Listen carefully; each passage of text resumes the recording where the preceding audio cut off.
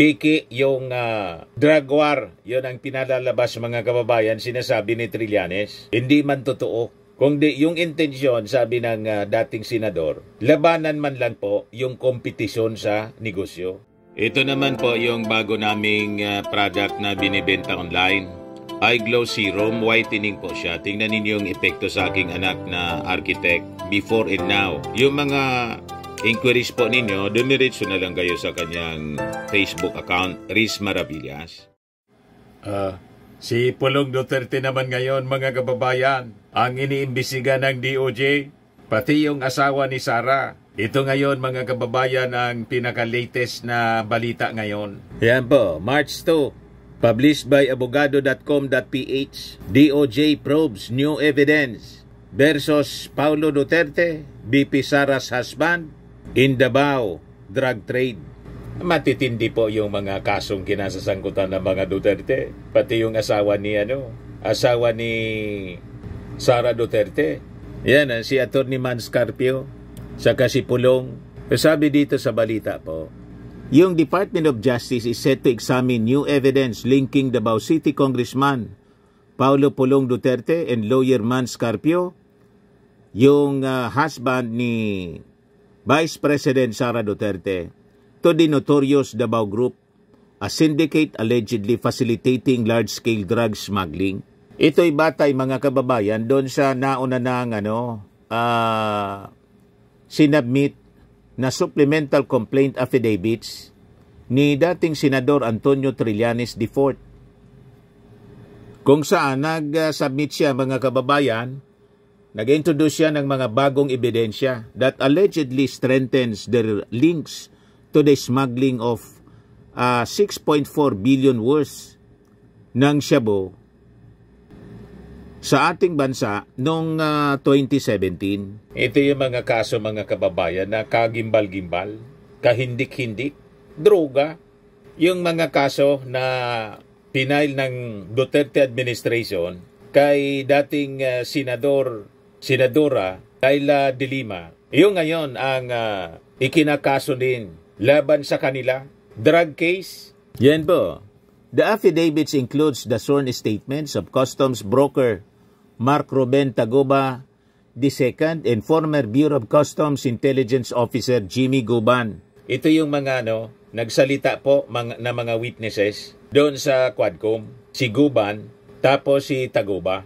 Kung saan direktang inimplicate si Pulong, saka po si Mans Carpio, in what they claim was a well-organized smuggling operation facilitated by a group known as the Davao Group. So sabi dito sa balita, Tagoba's judicial affidavit executed on August 27, 2024 described his dealings with several individuals allegedly involved in smuggling operations. Pinangalanan niya ang ilang mga intermediaries within the Bureau of Customs who reportedly coordinated shipments and ensured their passage through the so-called Green Lane, bypassing customs inspection. More significantly, Tagoba affirmed the existence of the so-called Davao Group and its role in the illicit trade. He alleged that Congressman Pulong Duterte and Atty. Mans Carpio, yung asawa ni Sara, played the key roles as the group's protectors by using their influence to facilitate the seamless entry ng mga kontrabando, ng shipments ng mga kontrabando. Pumunta pa nga daw siya doon sa Davao para mag-remit ng pera. 5 million yata yon yung nabanggit niya doon sa Quadcom. Pwede ninyong i-review po yung testimony. So, ang ginawa, mga kababayan, ni Trillanes, yung mismong mga testimonies nitong mga witnesses doon sa Quadcom investigation, ito yung kanyang ginamit sa supplemental affidavit. On the other hand, sabi rito, Guban, in his affidavit dated September 2, 2024, claimed that Duterte and Carpio, along with Davao City Councilor Nilo Ismol Abiliera Jr., were key figures in drug smuggling operations. His testimony, originally submitted to a congressional committee noong 2018, was revived as new evidence in Trillanes' case. Goban alleged that he was coerced into falsely implicating former police official Eduardo Asierto while being pressured to withhold the identities of the real masterminds behind the smuggling network. He asserted that Michael Yang, a Chinese businessman with ties to former President Rodrigo Duterte, worked alongside suspected drug trafficker Charlie Tan to facilitate shipments. His affidavit, while focused on a separate drug smuggling case involving magnetic lifters filled with billions of pesos worth of shabu in 2018, was submitted as supporting evidence to establish the continuous operations of the Bao Group and its alleged protectors. So, ganun katindi mga kababayan ang sitwasyon ngayon ng mga Duterte. So, sabi po ni Trillanes, ito ang niyang mga ebidensya, pinapalakas nito ang una ng assertions that former President Duterte's war on drugs was a farce. Piki yung drug war, yun ang pinalalabas mga kababayan, sinasabi ni Trillanes. Hindi man totoo. Kung di, yung intensyon, sabi ng dating senador, labanan man lang po yung kompetisyon sa negosyo. Yan ang sabi niya dito. They killed thousands of small-time drug users while protecting Anya and partnering with big-time drug lords. So sabi ng dating senador, this is not Anya just corruption, this is an organized criminal enterprise that control the drug trade in the Philippines. So yan po ang mga kaabang-abang na mga balita sa mga susunod na araw pag sinagawa na po yung full-blown investigation ng Department of Justice. Kasi sabi rito, itong mga bagong ebidensya laban kay Pulong at yung asawa ni Sara, si Man Scarpio, iimbestigahan na ng DOJ. So sabay-sabay siya mga kababayan. Habang yung impeachment trial, nakambang impeachment trial ay sisimula na po mga kababayan in the coming months. Kasi palakas ng palakas mga kababayan yung pressure kay Chis Escudero na kailangan na niyang simulan na to. Ay bagong statement po si Attorney Congressman Joel Chua. Baka niya kung tumagal pa, patuloy na madidelay yung impeachment trial kay Sara, baka yung mga ebidensya, pati yung mga witnesses niya, magsipag-atras. Ayan witness evidence tampering fears raised as Senate sets Sara Duterte trial in July. Yan ang sabi ng isa sa mga House prosecutors. Yan ang babala, warning ni Manila Congressman Joel Chua, one of the 11 appointed House prosecutors. Nasabi niya, walang garantiya niya that circumstances will remain unchanged as the House and Senate prepare for the trial. Malamang masisi nito si Chis Escudero, Senate President Chis Escudero, pag nadiskaril po. Kaya siguro kabayang Chis Escudero, pag-isipan mong mabuti. Baka kayo po yung masisi nito. Sabi ni Chua, the longer Congress delays the impeachment proceedings, the higher the risk of witnesses feeling discouraged, backing out due to security concerns. Kaya sabi po ng Manila Congressman, kaya maaarian niya hanggat maari, mas magandang masimula na. Nang sa ganon matapos na rin yung anxiety at yung takot and uncertainty ng mga testigo namin. So sabi ni Chua, na yung prosecution panel niya is discussing whether to formally appeal to the Senate for an earlier trial date. Pero sabi niya, nire-respeto pa rin nila siyempre ang desisyon ni Senate President Chis Escudero. Although sila daw sa House prosecution, they're exhausting all means to protect the integrity of witnesses sa kayong mga ebidensya. Tingin natin mga kababayan, balido yung mga apprehensions, yung mga sinasabi po nitong si Congressman Joel Chua. Sabi ni Chua, the campaign period of the 2025 midterm election is not enough reason for the impeachment trial to take place as much later date. Kami rin po, meron din kaming mga kampanya na tinutugunan sa kanya-kanyang distrito. Pero at the end of the day, we have to do our job as mandated by the Constitution.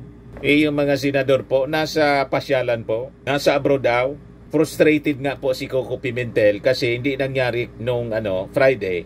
Nagsasuggest sana siya na magka-caucus. Paano mangyari yung caucus po? Wala nang mga senador na gustong mag-caucus other than si Coco Pimentel. Kasi sabi ni Chis Escudero, ayaw daw ng mga senador. Oh.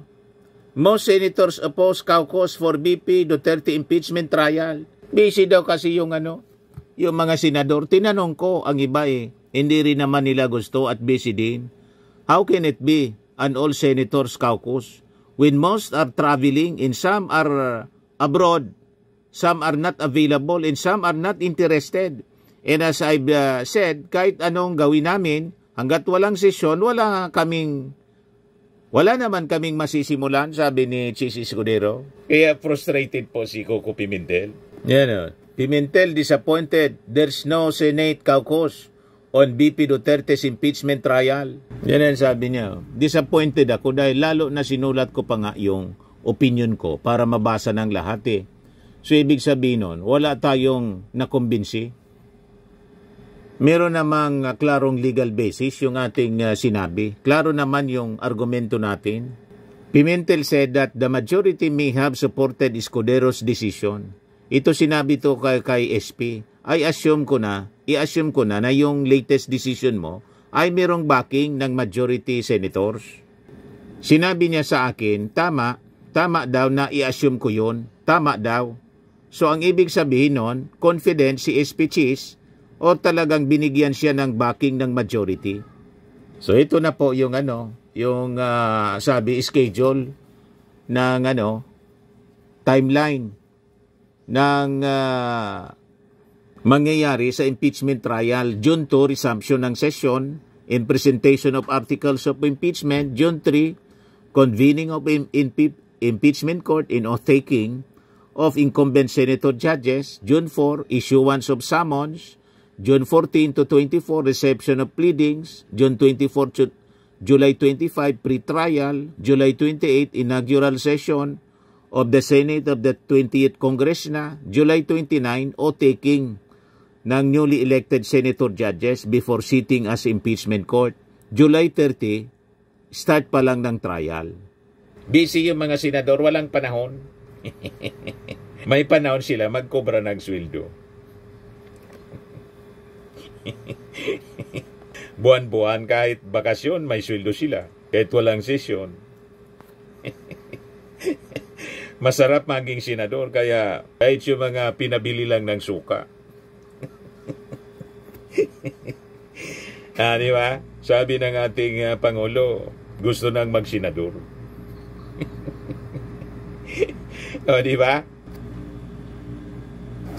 At itong ating programa, mga kababayan, ating sa inyo nitong ating mga sponsors. Fairmax, Firming and Lifting Cream.